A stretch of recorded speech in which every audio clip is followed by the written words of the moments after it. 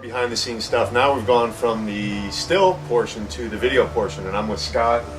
Scott, this is going to be for my website, clarkbartram.com. We got a lot of people come on the website. They want to know, what I do, how I do what I do, and most recently, I've gotten into what you're doing here. You're editing videos. You do all sorts of stuff. You do the hot bod stuff, right? You got to sit here and stare at beautiful women all day. It's a tough job. Yeah, rough job. Yeah. Now you're working on some interview stuff with some military people.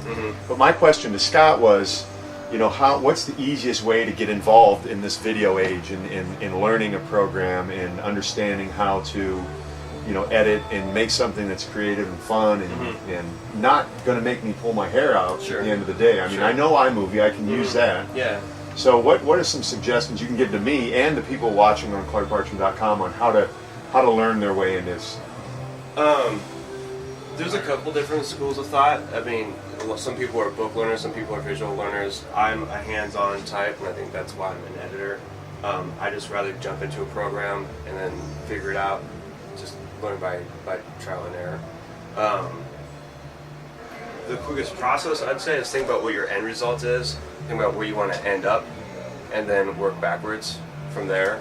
End up meaning, I know I want this to be an entertaining, fast-paced. Yeah, are you going to the web? Are you going to do a DVD? Are you just making something for your friends? Okay. Like, where are you ending up? Okay, so for me, on my website, it's not a whole lot of bells and whistles. I mean, iMovie was good, except when you start getting into sports. You know as well as I do, you need slow-mo to make a tackle look cool. And I edit my sons, and they did that obviously intentionally, right? So I have to buy the next version. But so for somebody that's just playing around and they want to go to that next level, they're using maybe Final Cut Express, and they just want to do simple transitions from one scene to the next. Like on my website, I'll do an intro like bicep curls, and then I'll start with a thought. Okay, today we're going to do bicep curls, and this is how you hold the bar. And then I'll stop, and then I'll do a transition, like not a page, but just something like a fade. Sure. And then now we're going to exhale and squeeze up. So my end result is something that's quick. It's entertaining, it's informational, and it looks like there has some production value to it. Yeah. So, Final Cut Express, is that a good way to go for people, or would you suggest jumping into the full-blown thing? And honestly, not really. I mean, a lot of people are so just gung-ho, like, oh, we got to get to the future, and we got to go this way. I'm like, well, not really. You can get by with a very little amount of technology. Everyone's like, oh, we need HD. I'm like, well, TVs are HD. The internet isn't. Right. So you don't need an HD camera just yet. You don't need programs that are going to give you that capacity. Like, again, think about what your end result is. Where are you going out to? Like you're doing internet, you're doing DVDs, whatever. No, if you just need simple, quick, Final Cut Express is a good way to go. So would you suggest that I go to a class like at Palomar College or the Learning Annex or something like that? Initially, no. I would just say, grab a book. There's tutorials online. The information's out there. I wouldn't say you have to go take a formal class. If you want to maybe get a piece of paper that says, hey, this is what I know, that might, it works for me because I can get a better paid job that way, but for you and what you're doing, I don't think it's going to work. Okay, with that said, there's probably a lot of people watching right now that want to get in and do what you do. How did you end up here? Okay, you stare at bikini girls all day long making videos of them. Every teenage, red-blooded, testosterone-filled kid in America wants to do what you do. You got the dream job, basically. How did you end up here?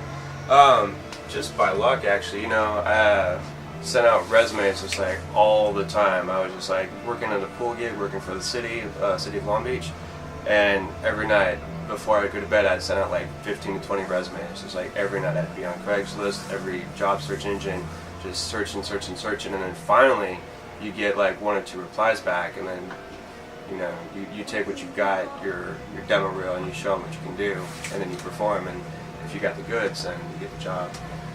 It's funny because every interview that I do, I'm obviously a fitness model, I've done this for a long time, and everyone I ask the question, it's the same response. Consistency, for one. Yeah, that's key. Yeah, and being good at what you do, and being reliable constantly at what you do, That's huge. You can't show up here one day and go, oh, I just don't feel on top of my game. I'm not sure if I can edit good today, right? You're going to be gone, because how many guys want to do what you want to do? Yeah, it's a tough market. Yeah, I mean, because kids these days, honestly, young people listen to me when I'm talking to you right now. I'm just a guy that tells the truth. The world doesn't owe you anything. Okay? You need to come with your A game every single time. You heard it from a man who's sitting right here who had a job that he wasn't really truly happy with, probably, but now he's got a dream job. He's got people calling from all over the world wanting to be photographed and videotaped and eventually make a DVD with him. So don't expect anything. Always give your best, always work hard, always be consistent, always be pleasant, always learn to get better every day. I've been doing this. I've got over 130 magazine covers. I work my best every day. Scott works his best every day on trying to be the best editor he can be, because you don't want to get outsourced by the next guy, right? Yeah. Any final thoughts that you would give to somebody that's either trying to learn this, trying to get a job in doing this, or any words of encouragement to people to end up living their dream? Basically just what you said. The thing that I found out the most is people are trying to find reasons not to hire you. They're not really looking for reasons why to hire you. They're trying to find out they've got a big pool of people to pick from, and they're trying to find out, how can I get rid of this person and this person? Did they spell their name right on the resume? You know, did they show up dressed nicely? You know, I went to one interview and there was 3 people. They said, why didn't you have 3 resumes? And I was like, all right, next guy. Huh. And I didn't get that job. You Wow. know?